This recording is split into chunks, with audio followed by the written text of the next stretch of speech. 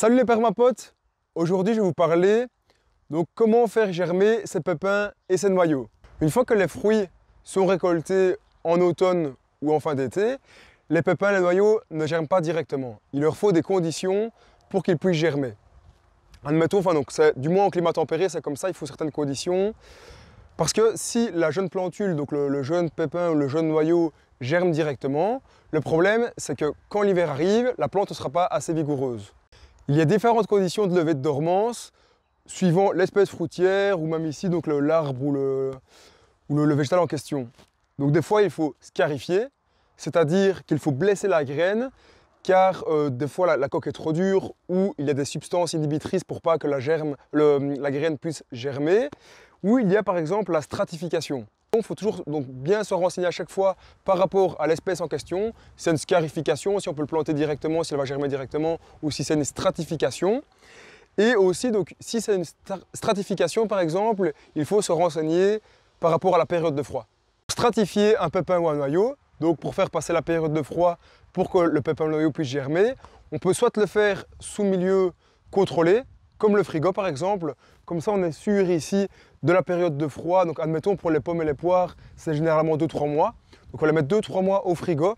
Toujours bien vérifier aussi si la graine ne pourrit pas, de temps en temps un petit peu aérer et aussi voir si elle ne germe pas. Parce qu'une fois qu'elle germe, là il faut la planter. Sur un papier légèrement humidifié, on peut du coup disposer quelques pépins. Refermer ici délicatement le papier.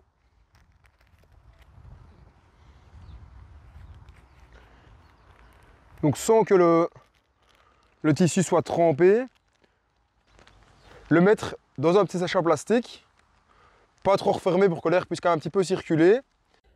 On dispose la graine au frigo, donc toujours bien vérifier dans un mois ou deux, voir l'état de la graine, si elle n'a pas germé, et si elle ne pourrisse pas. Et de temps en temps aérer un petit peu.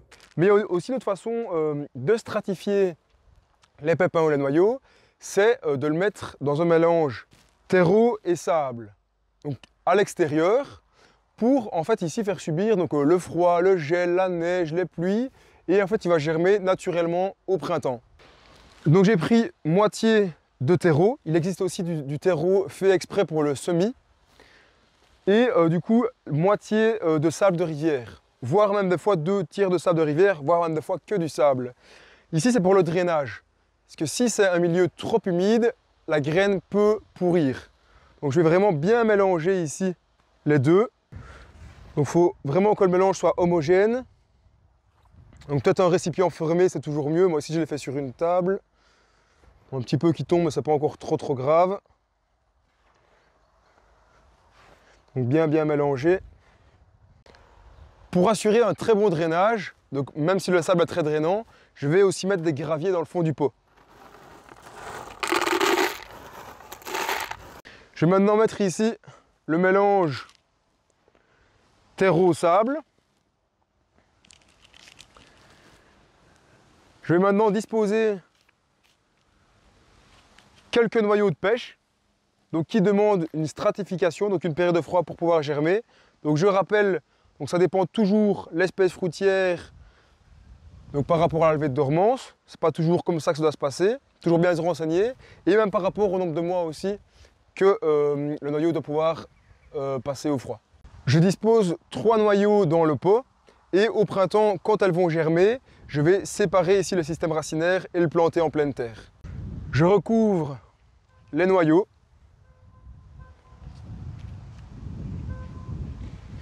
et il faut toujours bien penser à étiqueter ce qu'on a planté. Je vais ainsi disposer les noyaux, donc je vais en faire plusieurs ici, différents semis, au nord de la maison. Comme ça, je suis sûr qu'elles vont subir assez de froid, assez de gel, etc. Mais bien les laisser à la pluie. Et elles vont germer du coup naturellement au printemps. Ensuite, ce qu'il faut faire, c'est que en hiver, les rongeurs généralement trouvent moins de nourriture.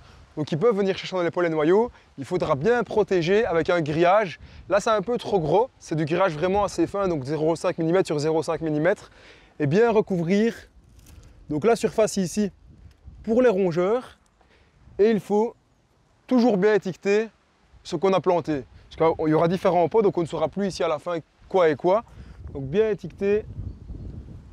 Les pépins et les noyaux des fruits qu'on vient de récolter, qu'on va planter, ne sont pas toujours fidèles au pied mère.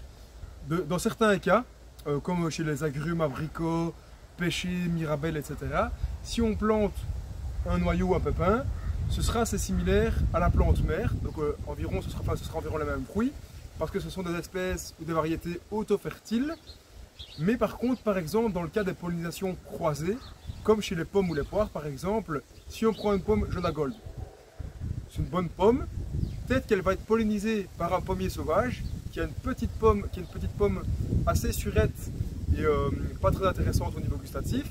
Donc si ça se trouve, peut-être qu'elle aura les qualités de la Jonagold ou alors les qualités de la pomme ici pas très intéressante et surette. Donc c'est pour ça qu'ici, il faut toujours regarder un petit peu qu'est-ce qu'on sème, c'est quand même généralement aléatoire, un peu moins pour certaines espèces, certaines variétés, mais en fait on peut aussi en faire de très bons porte-greffes. Donc si on plante plein de graines de pommiers sauvages par exemple, on peut utiliser ces jeunes pousses pour greffer justement une variété intéressante et conserver pile poil la même pomme. Il est possible aussi de cultiver des zones fruitières en lançant simplement des pépins ou des noyaux au sol. En gros ici même sans les planter, vu que c'est en automne généralement qu'on va semer les pépins et les noyaux, il y a quand même une couche de matière organique en décomposition qui vont arriver dessus, comme les feuilles mortes, même ici les herbacées qui vont mourir. Donc en gros elles vont quand même pouvoir germer sans problème. C'est sûr qu'il y a un taux de réussite qui sera beaucoup plus petit parce qu'il y a quand même pas mal de prédateurs qui vont du coup venir manger les pépins et les noyaux.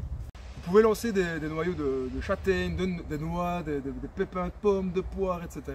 Les avantages du semi-direct sont donc la graine va directement s'adapter au type de sol, aux nouvelles conditions. Elle sera quand même beaucoup plus résiliente ici qu'une plante qu'on va peut-être mettre au frigo puis replanter ou qu'une plante ici mis contre un mur au nord puis replantée. On vient de voir comment faire germer un noyau.